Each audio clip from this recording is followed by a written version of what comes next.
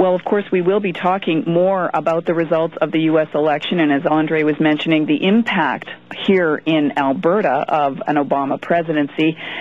A lot of politics to talk about, because today, Quebec Premier Jean Charest called a provincial election. Last night, Barack Obama won the U.S. presidency after a 2-year campaign, and of course, we've just been through our own federal election, too. So with all of the political noise and static, it's been difficult for many people to tune into another important race underway in Alberta, the Alberta Liberal Leadership race. There are 3 candidates running. MLAs Dr. David Swan and David Taylor, both from Calgary, and pharmacist and former Liberal MLA Mo El Salhi in Edmonton. They have until Friday of this week to sell memberships to people who want a direct say in the future of the Liberal Party. Joining us to talk about this is policy analyst and lawyer Ken Chapman of Cambridge Strategies in Edmonton. Hi, Ken. Hi, Don. Let's talk about the process. What is the process for electing the next leader of the Alberta Liberal Party?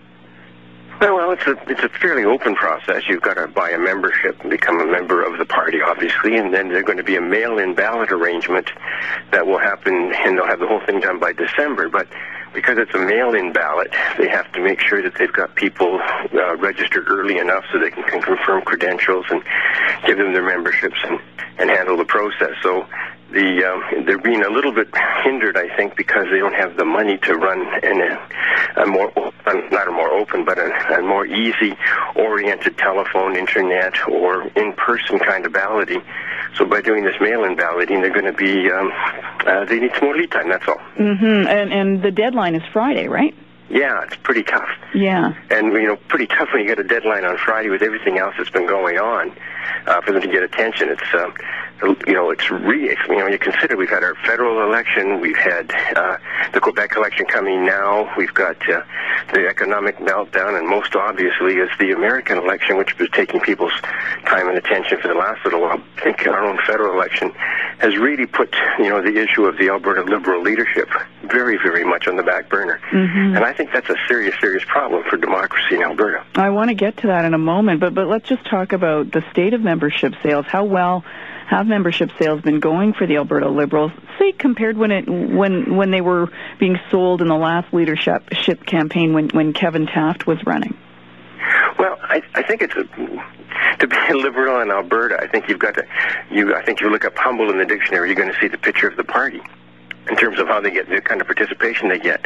But I think with all these other distractions, it's been pretty tough. And I think that they've had a lot of trouble selling memberships with 3 candidates that have trouble getting profile with all the other economic and political noise that's going on, and people just having extremely busy lives. I know they've had trouble selling memberships, but that means if you want to have an influence on the kind of government and kind of governance you get in Alberta, picking up a membership before Friday gives you a pretty strong voice. It does, but what are the membership sales, if they're low, say about the vibrancy of a political party? Well, I think it says the vibrancy of the political party is pretty low, but the vibrancy of politics in Alberta is pretty low. I mean, look at the participation level at the last provincial election.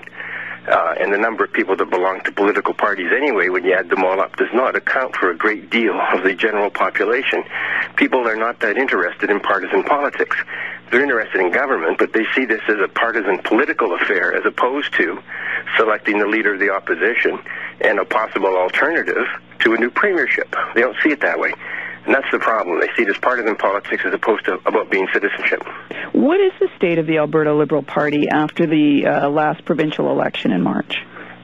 Well, I think they're humbled. I think they're broke. I think they're worse than broke. They're like $1 million in debt. And I think they're pretty disenchanted. I think they must feel a little bit like McCain Republicans today. So I think they've got an awful lot of regrouping to do and refocusing to do, and not the least of which is they got to raise $1 million to get back to the starting line. And you were mentioning about the importance of having a healthy and vibrant opposition party, particularly here in this province. Why is it so important for Alberta?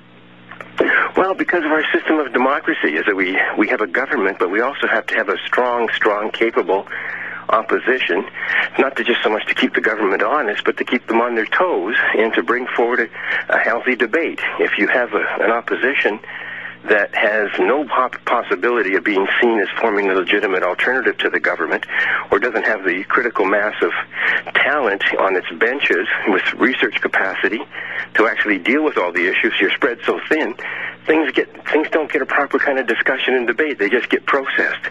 And I think that we really do need a proper discussion and debate on the issues to make sure that these things are not just being put through, legislation, new ideas, new policies aren't being put through with only one lens, and that's of a highly productive, highly efficient government approach. Now, that doesn't mean that that's what you get every time with a dominant party or a dominant government, but you do run that risk, and I think that's not good for good government. I think the Progressive Conservative Party and the government of Alberta recognizes that.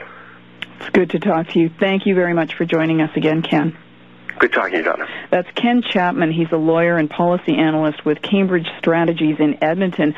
By the way, if you would like to participate in the election, here's how you do it. It's a one-member, one-vote system. Any permanent resident of Alberta, at least 16 years of age, can take part in this. And you have to buy your membership and be registered by 4 o'clock on November 7th, that's Friday, in order to be eligible to vote for the new leader of the party. And that's November 7th, and then the ballots have to be received by December 12th, and results will be known on December 13th. What do you think about this? Will you buy a Liberal Party membership, even if you're a Green Party supporter or a New Democrat or a Conservative? Do you want to participate in the selection of the next leader of the Liberal Party? Do you even care? Give us a call toll-free on our talkback line at 1-800-461-9219, or send us an email to wildrose@cbc.ca.